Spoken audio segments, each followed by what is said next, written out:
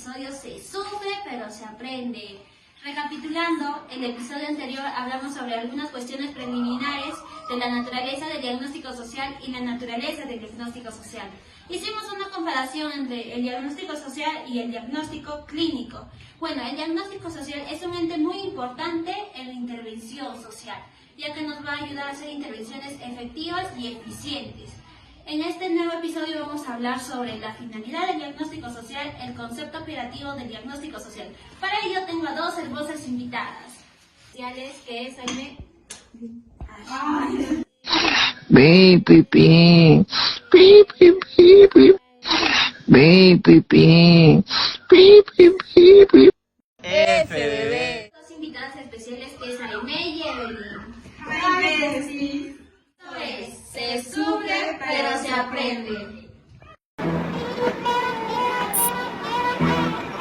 Cosa bonita. Cosa bien hecha. Cosa hermosa. ¿Sabían ustedes que las trabajadoras sociales hacemos pausas activas? No, yo también. No me parece que este chico sea muy listo. Mueve la cabeza para decir que sí y dice que no cuando quiere decir sí.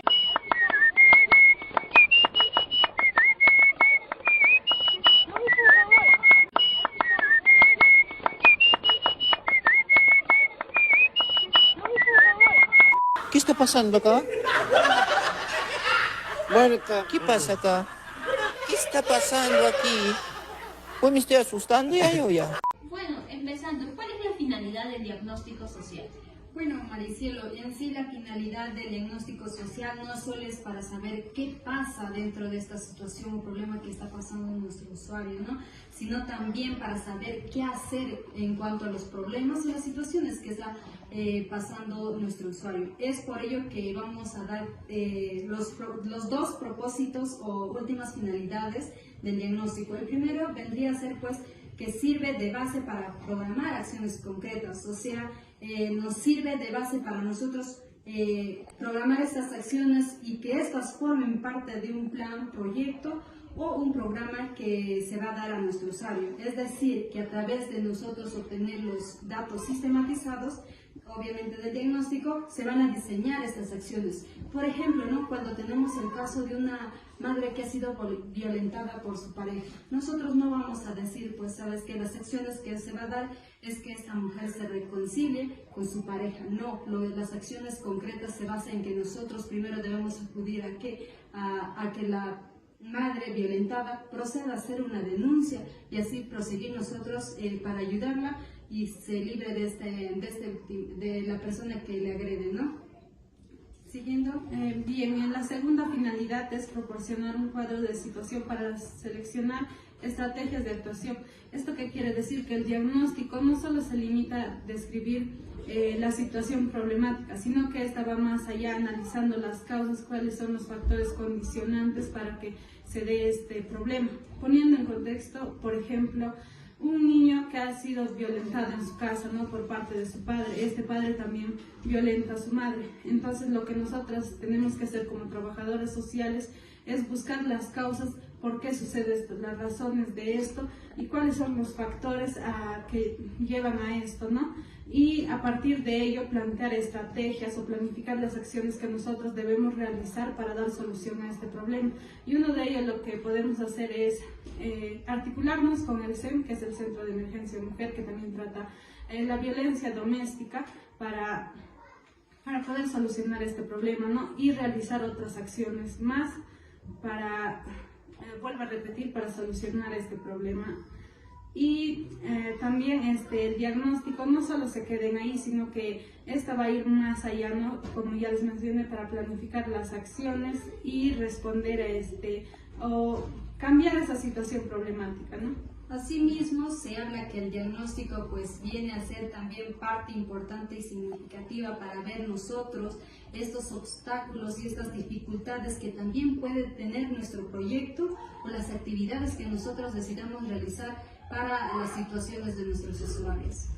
Interesante, chicas. Bueno, entonces la finalidad del diagnóstico social sirve para programar acciones concretas. Es decir, el diagnóstico social es la brújula que nos va a orientar en la planificación y en la acción. Interesante, chicas, muy interesante este subtema, ¿no? Bueno, pasamos ahora con el segundo subtema, que es la definición operativa del diagnóstico social.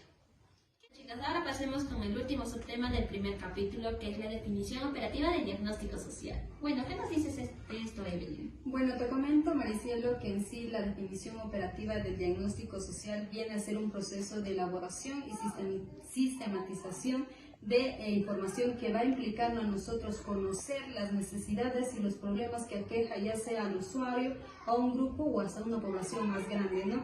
Y dentro de este diagnóstico también nos permite a nosotros observar y viene a ser una herramienta importante para nosotros diagnosticar. Oh, interesante, chicas. Ya de hecho estás viendo, estás escuchando. O sea, están escuchando futuras trabajadoras sociales y profesionales de las ciencias sociales. Si ustedes se quieren fijar en un ingeniero, arquitecto, mecánico, minero, administrador, economista, es importante la observación. ¿O me equivoco? Sí, es muy importante, Maricielo. No digas nada, ya nos exhibiste. Ya. Continuando, Mariciela, también el diagnóstico no es una simple recolección de datos, ¿no? Sino que este es un proceso complejo que integra diversas etapas y análisis para comprender a fondo el problema en un contexto específico, ¿no? Así como dice pues mi compañera Aime, también Mary Richmond nos habla que un diagnóstico significativo es lo que nos dice que debe acoplar la información relevante de nuestro caso a nuestro usuario. ¿Para qué? Para nosotros poder solucionar sus problemas, ¿no? Ah, bueno, interesante, chicas. Y en este caso que hoy en día estamos viendo en las noticias de la universidad, el caso del joven de metalurgia, ¿qué se hace en ese caso? Nosotros como trabajadoras sociales y como personas debemos analizar la situación de este joven, ¿no? Ir hasta las raíces, cuáles son las causas de este problema, analizar por qué hace esto, tal vez él tenga algún problema psicológico, emocional, entonces analizar esto y buscar ayuda, plantear estrategias, ¿no? Para poder intervenir en ese caso y nosotros mismos tratar de ayudarlo, buscar ayuda, no articulándonos en nuestras instituciones, no como los centros de rehabilitación, por si este joven tiene problemas psicológicos o mentales. Asimismo, no solo como trabajadoras sociales, sino también como personas o como otros profesionales, no debemos juzgar a este joven, no simplemente tal vez ser un poco empáticos y conocer qué es lo que pasa o qué hay detrás de aquel joven para que esté haciendo este tipo de cosas, ¿no? Ah, entonces, ¿lo voto o lo pego? Oye, tranquilo, viejo. No, Mariciela, en este caso lo que te pedimos es que en sí tú puedas ser empática, ¿no? Con la persona, no juzgarlo, no sabes qué decir. Si tú haces daño a tales personas, sabes que te retiras de la universidad. Se sabe también que la universidad pues es una institución pública donde todos tenemos derecho a ser parte de ella, ¿no? Entonces, en este caso, pues se debería indagar mucho más a profundidad y tal vez ayudar, como dice mi compañera Aime, a este joven a través de instituciones como centros de salud o el psicopedagógico también de la universidad o bienestar social como vendría a ser. Bueno, hablando de esto, me hiciste acordar de una autora importante que es Mary Richmond, ¿no? Que nos dice que un buen diagnóstico tiene que incluir factores significativos. Interesante, chicas. Bueno, chicas, asimismo en este último subtema nos habla que un buen diagnóstico tiene que estar completo, claro, preciso y oportuno. ¿Por qué, chicas? Corta eso. Bueno, chicas, hablando sobre este último subtema, en esta parte también nos habla sobre algunas cosas que tienen que tener un buen diagnóstico. ¿Qué tiene que tener un buen diagnóstico? Un buen diagnóstico debe ser completo, que quiere decir que debe incluir toda la información relevante y significativa, no incluir información menos relevante para redundar el tema, ¿no? Sino que solo incluir toda la información verdaderamente relevante que nos va a ayudar a nosotros a poder diagnosticar de buena manera. Otro también debe ser claro, como ya les mencioné, excluir esos detalles innecesarios en el diagnóstico y evitando que redunde el tema, ¿no? Solo incluir el tema o la información más relevante para hacer un buen diagnóstico. Sí.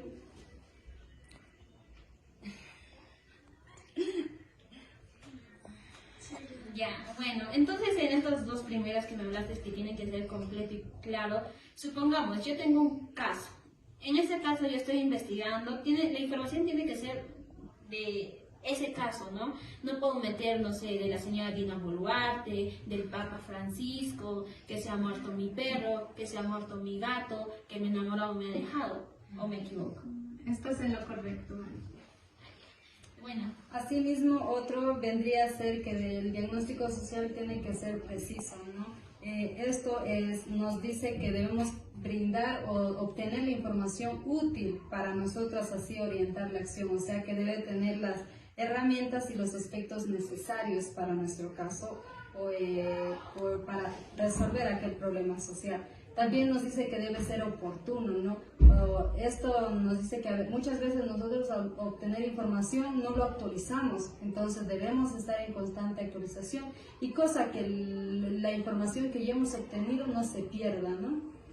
muy interesante, chicas, de todos estos componentes que me han hablado para hacer un buen diagnóstico social. Como futura trabajadora social, esto me va a servir para hacer intervenciones efectivas y eficientes. Bueno, chicas, esto ha sido todo por hoy en este lindo episodio. Bye, besties.